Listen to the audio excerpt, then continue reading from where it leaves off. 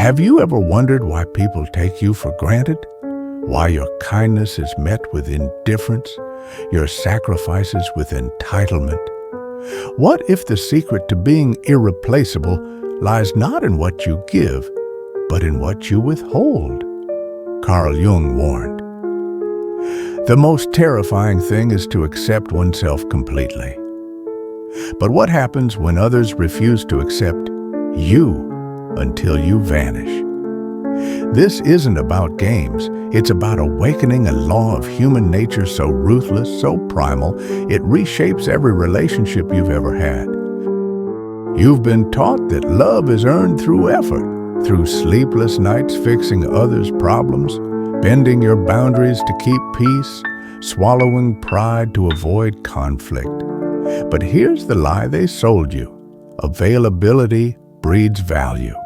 Reality, overflowing generosity drowns your worth. Jung saw it clearly. The more you erase yourself to fit others' expectations, the more you become a ghost in your own life. Your absence isn't a loss to them, it's a relief until you disappear. Think of the last time someone discarded you. Did they chase you, beg you to stay, or did they shrug, confident you'd crawl back? That's the paradox. Neediness repels, indifference magnetizes.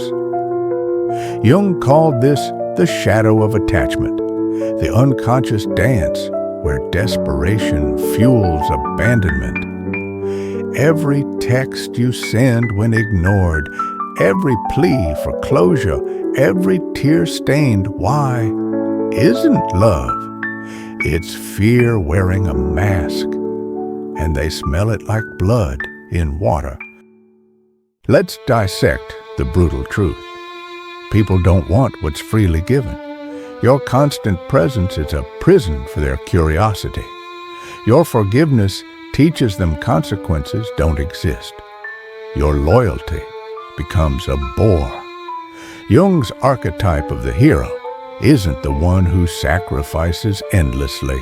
It's the one who walks away and forces the world to follow. Disappear and you become a mirror. Suddenly, they're forced to see their own emptiness reflected.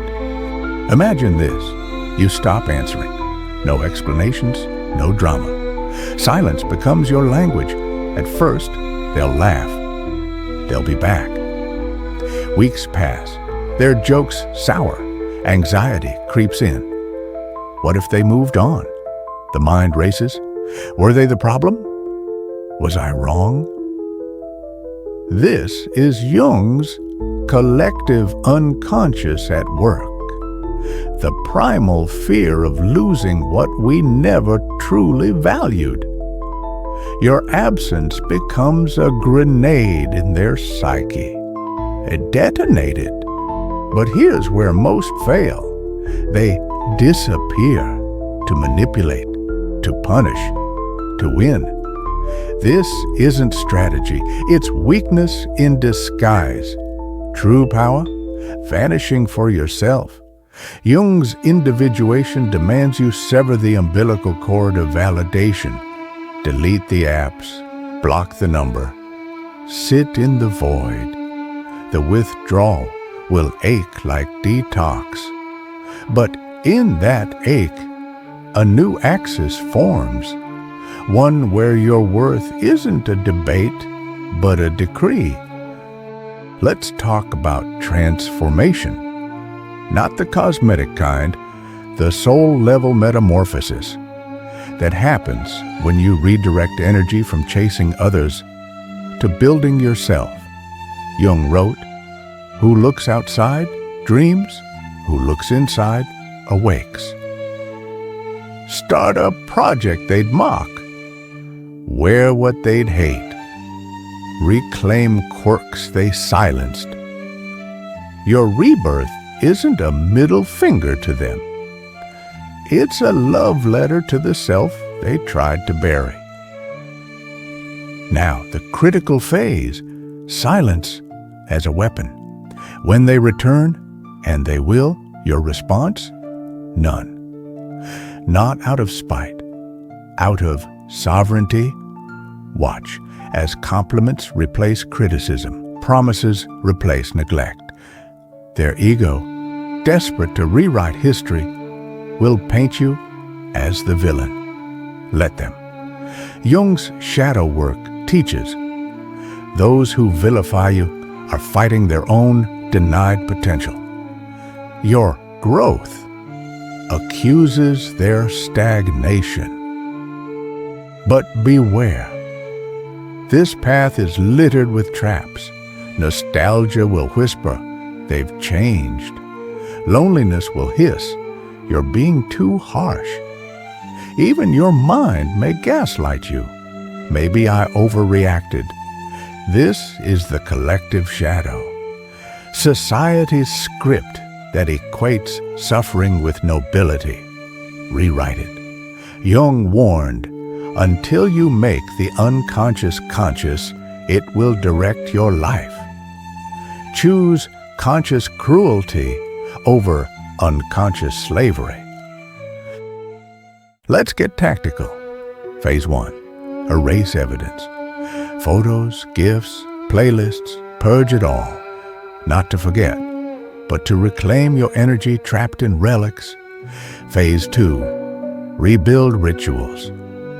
Morning pages, cold showers, lifting weights till endorphins drown out their voice.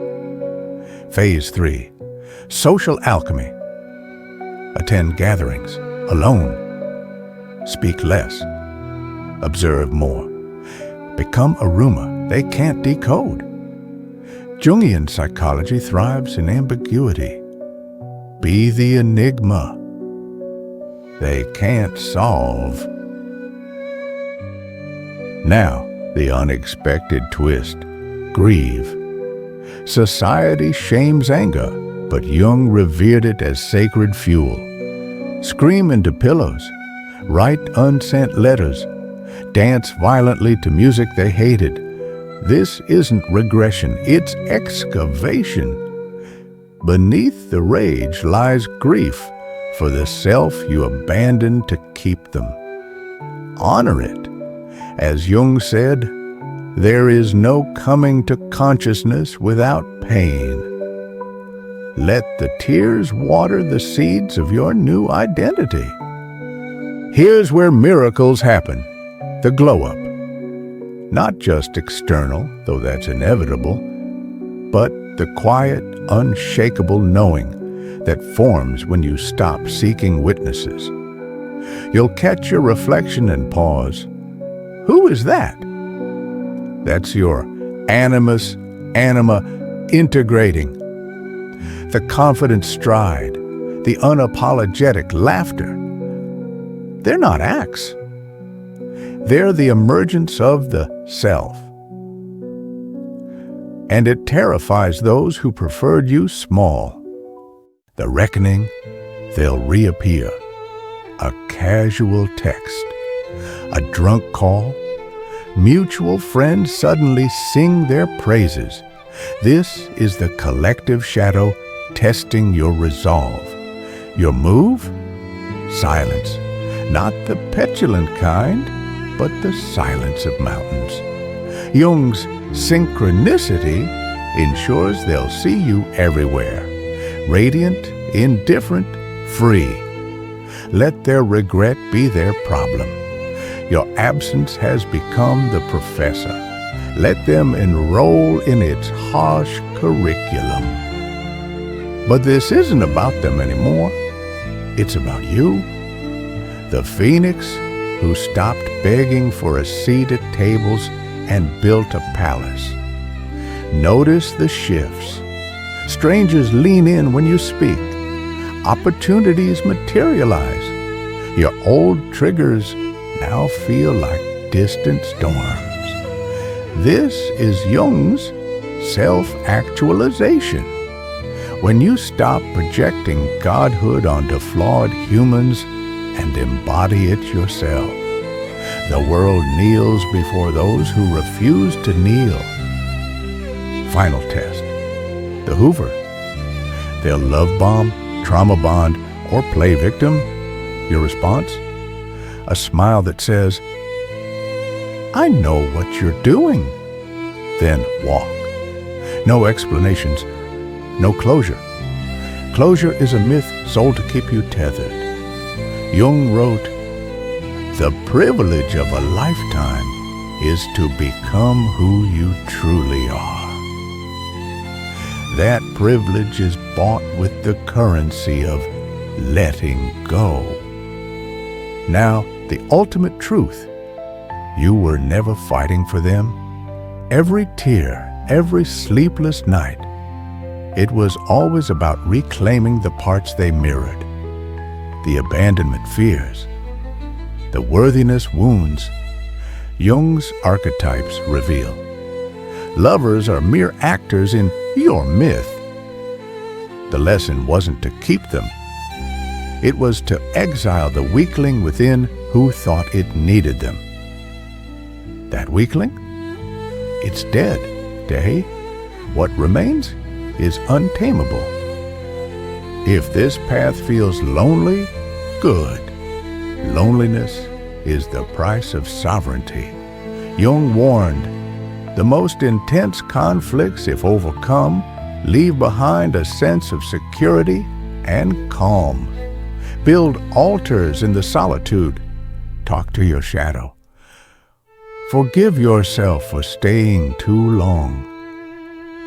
Then watch as new souls arrive, not to fill voids, but to celebrate the wholeness you've forged.